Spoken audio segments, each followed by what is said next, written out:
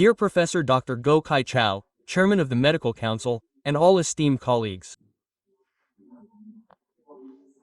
In my 28 years as a doctor, there have been many moments when I've been in a state of intense internal conflict.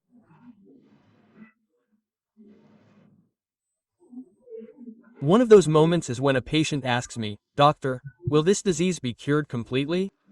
Specifically, will chronic obstructive pulmonary disease, COPD, be cured completely? In my heart, I know the answer is no. But if I answer no, they'll leave, and then what? I don't know how other doctors feel, but I need my patients very much. Without patients, there are no doctors. That's my perspective, so I didn't dare answer no. But if I said yes, I felt like I was lying. So back then, I thought, well, it won't be cured completely, but its progression will slow down. I thought, slow down the progression, patients would just stare blankly, not understanding what slow down the progression means. Later, I learned the term, as Professor Chow just mentioned, stabilization. But even after answering stabilization, I still felt uneasy inside.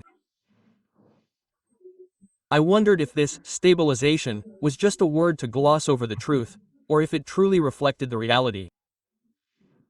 Only when my conscience was in harmony with my actions did I feel truly at peace. Only then did I feel comfortable. I realized that this presentation, focusing on achieving a stable state in COPD patients, has helped me alleviate some of the internal conflict I experienced when answering the same question from patients. How will COPD be treated? Will it be stabilized? Quote. And today I will explain to my colleagues why this is so important and what stability means for the patient, and furthermore, how we can achieve that stability. Now let's look at what stable and unstable means. What does unstable mean, doctor? Unstable means experiencing exacerbations throughout the day and night.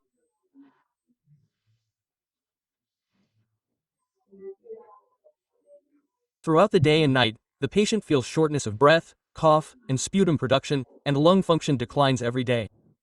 That's what unstable means.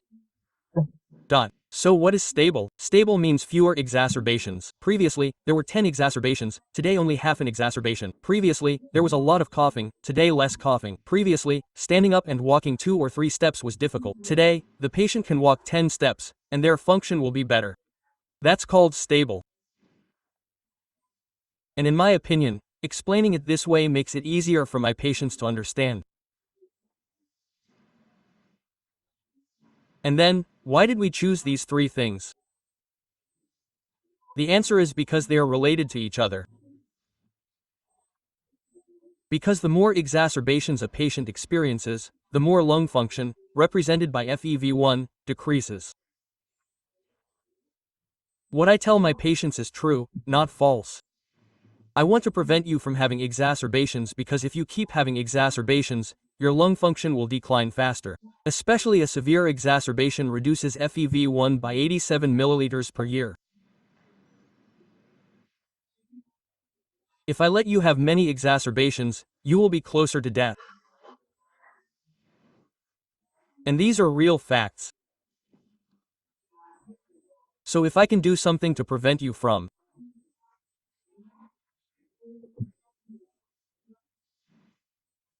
having exacerbations, to reduce your symptoms, wouldn't your future and prognosis be better? Wouldn't you have fewer exacerbations? Does it lead to less decline in lung function and fewer deaths? Is that what you want with the question of whether this disease will go away or not? No, so, that's how I'll answer you. So, stability is what I'm talking about. So, is stability what the patient wants? The answer is, yes, the patient wants that. I want my disease to be stable and predictable. I hope that in the long run, if it doesn't improve, at least it won't progress or will progress as slowly as possible. That's what patients want, their COPD to be stable and predictable. I'm always afraid that at some point I won't be able to breathe.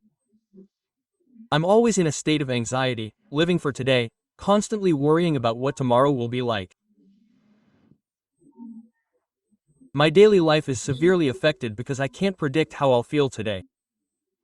Will I cough up more phlegm? Will I have more difficulty breathing? I have to avoid getting sick at all costs, always feeling the need for prevention. I've lost my life in many different aspects, financially, emotionally, and physically at every stage. Not knowing what tomorrow will bring makes COPD patients feel very insecure. So, is stability the ultimate desire of patients with chronic obstructive pulmonary disease?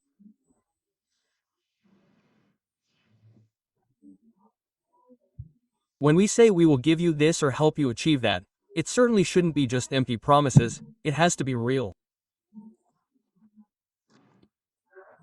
So, can the desire for stability be achieved? Or is it just talk? The patient's desire can actually be achieved. How? By reducing exacerbations, making symptoms milder, and stabilizing lung function so it doesn't decline significantly anymore. So, what about the risk of exacerbations? Regarding the risk of exacerbations, if the condition is stable, the patient will no longer fear unexpected hospitalizations, unexpected large medical expenses, or having to have their children miss work or school to care for them. Symptom stability means the patient can do what they are able to do, they can carry their grandchildren, they can take their children out to play, instead of being confined to their bed. And stable lung function means they will have a longer and better quality of life. These things are achievable. However, what we want is not the inherent nature of COPD. Because the nature of COPD is instability. It's due to its chronic inflammatory nature and its progressive characteristics. It's unpredictable, like the weather changing from sunny to rainy. Furthermore, there's a communication gap between doctors and patients. Doctors say one thing, but patients understand something else.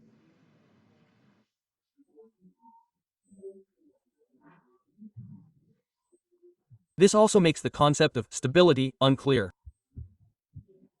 Because of these things, we started thinking about how we can have really clear criteria for stability, and how we can share that with our patients. So that the doctor and the patient can achieve a common goal. And in the GOLD guidelines for treatment, they also started following this approach. They begin by considering whether the patient has shortness of breath, and whether the patient has exacerbations. Shortness of breath is a symptom, and exacerbations represent the patient's future. These are the symptoms that appear here. These are the criteria for stability. Then, people will re-evaluate how the techniques using inhalers and sprays are used, and what drug and non-drug treatments are used, to stabilize the symptoms, to reduce the frequency of exacerbations, and then they will change the treatment to achieve that. But what is the important, key thing that we need to aim for here? Firstly, to help the patient achieve stability, the doctor must empathize with the patient, understand what the patient wants to say and do, not just tell the patient what the doctor wants them to do. So we have to listen to those stories very carefully and we have to agree on very clear goals for the patient. For example, if we say, don't let the FEV1 decrease further, the patient will find it very difficult to understand. Slowing down the progression of the disease is also difficult for the patient to understand. But if we say, tomorrow you can stand up, today you can only walk 30 meters, tomorrow you can walk 50 or 60 meters, the patient will understand better. We can say, last year you were hospitalized 3 times, this year only once. For example, these kinds of things show empathy from the doctor, and using clear language that the patient understands will make it easier. And we also have to tell the patient that there are many treatment methods, and now we will choose the treatment method that can achieve the most stability.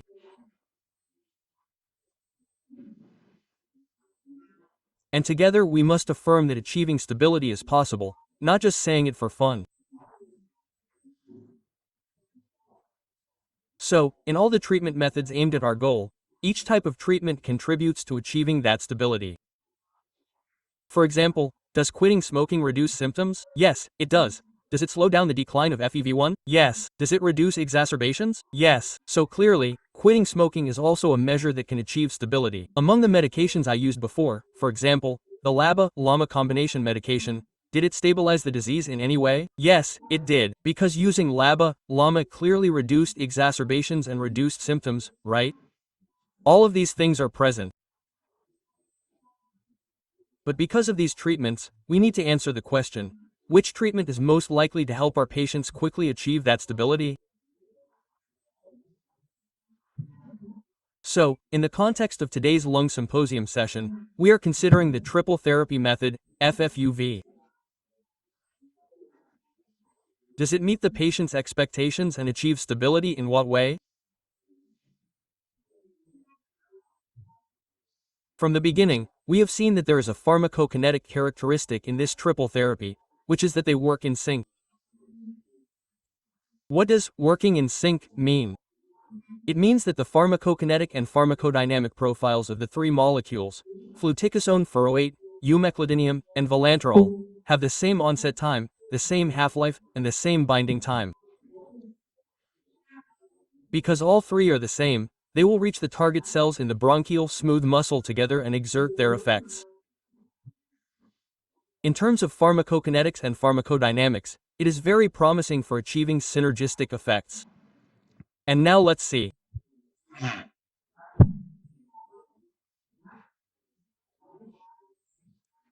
how this triple therapy combination improves on the three criteria we set out here: symptoms, exacerbations, and FEV1, compared to other treatment options. So now, when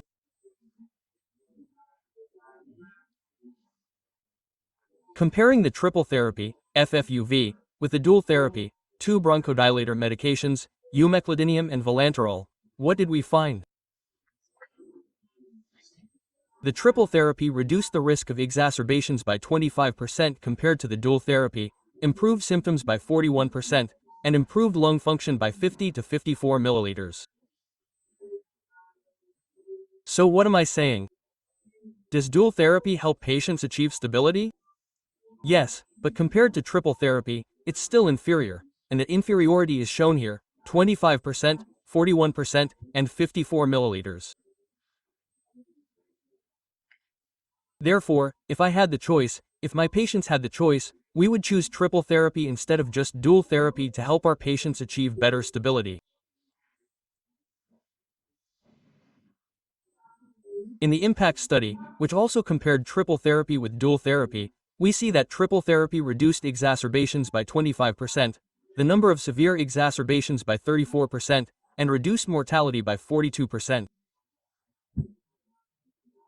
This is the first time that a treatment therapy has demonstrated this target effect, meaning it reduces mortality.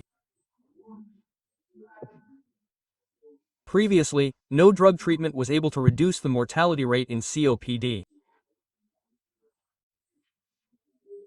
Only now, with triple therapy, can we reduce the mortality rate in COPD. So the stability that both therapies achieve, although triple therapy is better, is so strong that it can even reduce mortality, as we can see. Now, earlier we compared triple therapy with dual therapy using two bronchodilator medications, and those two bronchodilator medications are components of the three drugs in the triple therapy. Now, I want to change the comparison to two bronchodilator drugs, one bronchodilator and one corticosteroid, but not part of the triple therapy regimen. What about that? In this full field study, it was found that if I use triple therapy compared to the ICS-LABA combination, specifically budesonide and formoterol, it reduced exacerbations by 44%, improved symptom control by 41%, and improved lung function by 171 milliliters. So, here again, if I have the choice between using ICS-LABA on one side and ICS-LABA-LAMA on the other for COPD patients, which intervention will help patients achieve more stability in terms of symptoms, exacerbations, and lung function? The answer is very clear here. Use triple therapy in this case, FFU max V, and you will achieve that. And here, it will be seen that the improvement in FEV1 over time, from day 1 to week 24, the difference is very clear. Further on, we see that the improvement in lung function with triple therapy is significantly better than dual therapy with budesonide and formoterol in this context. And when they did a post-hoc analysis to compare the effects of triple therapy on lung function and quality of life with the effectiveness of treatment with ICS, LABA, budesonide, formoterol, in COPD patients, they observed, with the objectives of assessing the potential of COPD patients in achieving and maintaining a stable state of the disease with triple therapy compared to dual therapy over 168 days based on the definition and interpretation, and then analyzing the data, what did they find? Regarding this guideline evaluation, triple therapy helps prevent moderate and severe exacerbations, maintains overall health status, and optimizes lung function. Combining these three factors yields the criterion for disease control.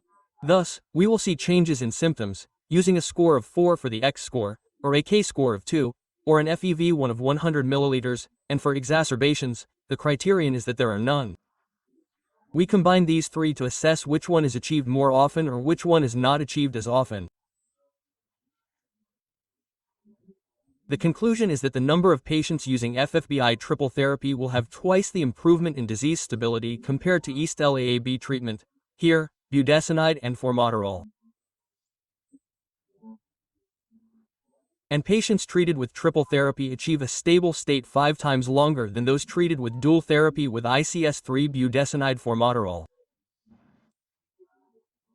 In conclusion, this presentation shows that for COPD patients, fewer exacerbations, milder symptoms, and stable lung function are the 3 factors that constitute a stable state in COPD patients. And achieving a stable state in COPD is what all COPD patients desire. Moreover, this is entirely achievable, not impossible. And the clinical evidence to date shows that FFUMXVI triple therapy helps COPD patients achieve better criteria for a stable state than dual budesonide formoterol treatment. Thank you for your attention.